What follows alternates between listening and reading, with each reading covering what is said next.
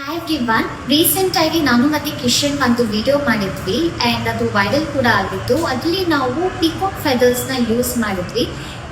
Use ಮಾಡೋ ಟೈಮಲ್ಲಿ ನನಗೆ ಗೊತ್ತಿರಲಿಲ್ಲ ದಟ್ ವೈಲ್ಡ್ ಲೈಫ್ ಆರ್ಟಿಕಲ್ಸ್ ಅಥವಾ ಫೆದರ್ಸ್ನ ಯೂಸ್ ಮಾಡೋದು ಒಂದು ಡಿಫ್ರೆನ್ಸ್ ಅಂತ.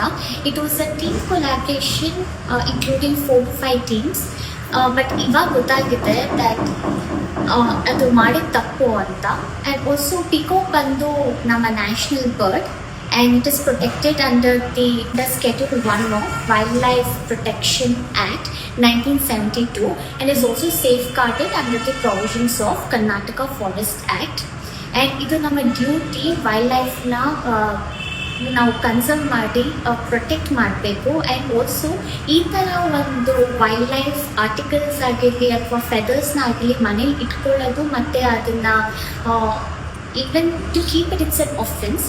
ಸೊ ನಾವು ಕೂಡ ಈ ಥರ ವಿಡಿಯೋ ಮಾಡಿ we are extremely sorry for doing this video. And ನೀವು ಯಾರು ಕೂಡ ಈ ಥರ ಒಂದು ವೈಲ್ಡ್ ಲೈಫ್ ಆರ್ಟಿಕಲ್ಸ್ನ ಯೂಸ್ ಮಾಡಿ ವಿಡಿಯೋ ಮಾಡೋದು ಕಾನೂನಿನ ಪ್ರಕಾರ ಅಪರಾಧ. So we are also sorry and we are gonna be cooperating with the ongoing investigations. Thank you very much. Hi everyone, recent ಆಗಿ ನಾನು ಮತ್ತೆ ಕಿಶನ್ ಒಂದು ವಿಡಿಯೋ ಮಾಡಿದ್ವಿ ಆ್ಯಂಡ್ ಅದು ವೈರಲ್ ಕೂಡ ಆಗಿತ್ತು. ಅದರಲ್ಲಿ ನಾವು ಪಿಕಾಕ್ ಫೆದರ್ಸ್ನ ಯೂಸ್ ಮಾಡಿದ್ವಿ. ಯೂಸ್ ಮಾಡೋ ಟೈಮಲ್ಲಿ ನನಗೆ ಗೊತ್ತಿರಲಿಲ್ಲ ದ್ಯಾಟ್ ವೈಲ್ಡ್ ಲೈಫ್ ಆರ್ಟಿಕಲ್ಸ್ ಅಥವಾ ಫೆದರ್ಸ್ನ ಯೂಸ್ ಮಾಡೋದು ಒಂದು ಡಿಫ್ರೆನ್ಸ್ ಅಂತ. It was a team collaboration including 4 to 5 teams. But ಇವಾಗ ಗೊತ್ತಾಗಿದೆ ದ್ಯಾಟ್ ಅದು ಮಾಡಿದ ತಪ್ಪು ಅಂತ.